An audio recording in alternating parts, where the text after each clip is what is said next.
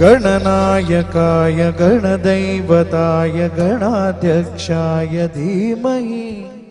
गुणशरीराय गुणवन्दिताय गुणेशानाय धीमहि गुणाधीताय गुणाधीशाय गुणप्रविष्टाय धीमहि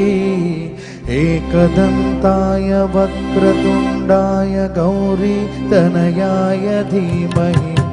गजेशानाय भालचन्द्राय श्रीगणेशाय धीमहि